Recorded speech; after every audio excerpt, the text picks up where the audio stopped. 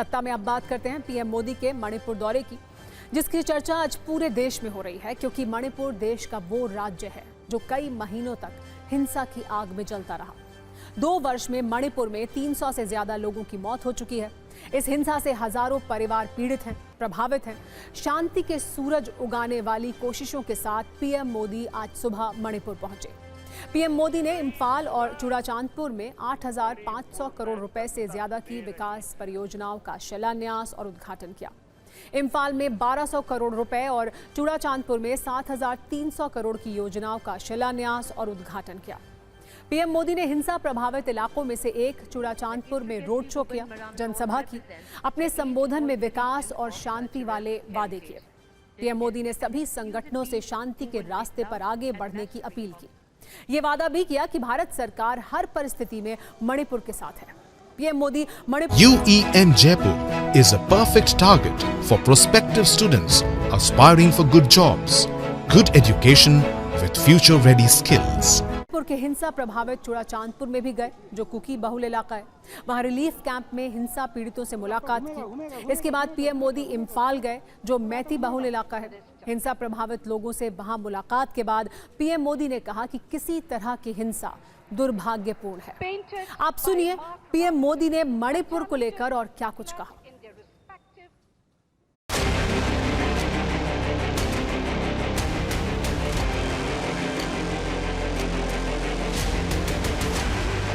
उम्मीद और विश्वास की नई सुबह मणिपुर में दस्तक दे रही है।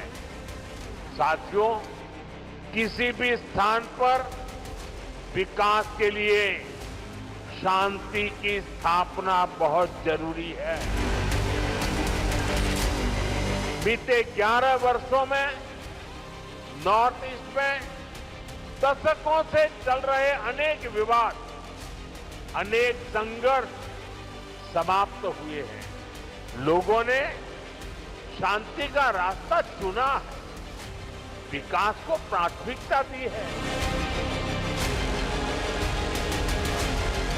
मैं सभी संगठनों से अपील करूंगा कि शांति के रास्ते पर आगे बढ़कर अपने सपनों को पूरा करें, अपने बच्चों के भविष्य को सुनिश्चित करें।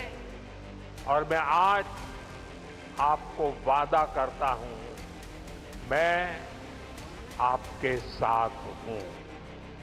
भारत सरकार आपके साथ है, मणिपुर के लोगों के साथ है। 21वीं सदी का ये समय ईस्ट का है, नॉर्थ ईस्ट का है। इसलिए मणिपुर के विकास को भारत सरकार ने निरंतर प्राथमिकता दी है।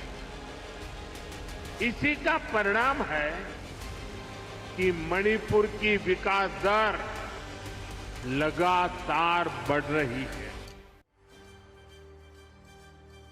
आपको बता दें कि मणिपुर में 3 मई 2023 से हिंसा शुरू हुई थी। कई महीनों तक कुकी और मैती समुदाय के बीच संघर्ष चलता रहा। हिंसा के बाद पीएम मोदी का मणिपुर का पहला दौरा है, इसीलिए विपक्ष कई सवाल भी उठा रहा है। विपक्ष के नेता पूछ रहे हैं कि पीएम मोदी ने मणिपुर के दर्द को सुनने में इतनी देर क्यों कर दी। आप सुनिए कैसे पीएम मोदी के मणिपुर दौरे पर सियासी कलेश शुरू हो गया है।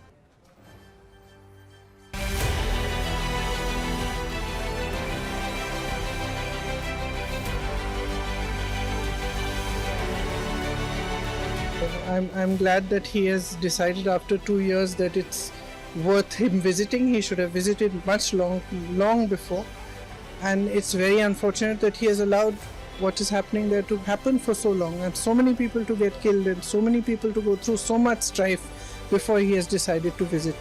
ऐसा कभी नहीं देखा, ऐसा प्राइम मिनिस्टर इतना हिम्मत से इतना मणिपुर को इतना प्यार करता है। तो हम लोग ये सोचता हूँ कि मणिपुर में जल्दी से जल्दी प्राइम मिनिस्टर आने के साथ साथ पीस वापस आ जाए। प्रधानमंत्री जी गए हैं तो बहुत दिन की, और हमको लगता है कि मणिपुर का मामला जल्द से जल्द जो है शांत होना चाहिए। काफी लंबा जो है चल गया है। अब देखते हैं प्रधानमंत्री जी वहाँ तो गए हैं, लेकिन असम में भी जो है कई लोग जो है आंदोलन कर रहे हैं।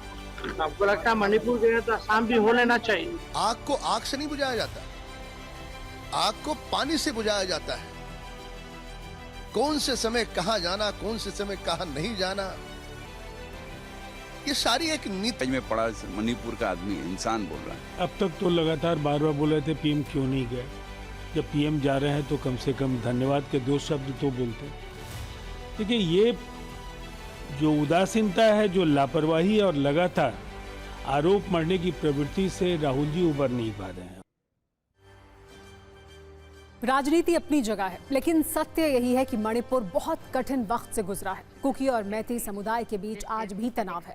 2023 में हिंसा के बाद से कुकी का इम्फाल और मैती का चूरा चांदपुर में आना जाना बंद है। आपको बता दें कि मणिपुर की कुल आबादी 38 लाख है। यहाँ 53% मैती समुदाय के लोग हैं, 40% कुकी और नागा समुदाय के लोग हैं जो पहाड़ी इलाकों में रहते हैं। ये देश का पहला राज्य है जहां 10 महीने तक इंटरनेट बंद रहा। यहां 400 चर्च और 132 मंदिरों पर हमले हुए थे। भीड़ में पुलिस से 6000 से ज्यादा हथियार लूट लिए थे। अब पीएम मोदी के दौरे के बाद लोगों में शांति की उम्मीद है। यही भरोसा है कि अब यहां के लोग हिंसा से निकलकर विकास के रास्ते पर आगे बढ़ेंगे।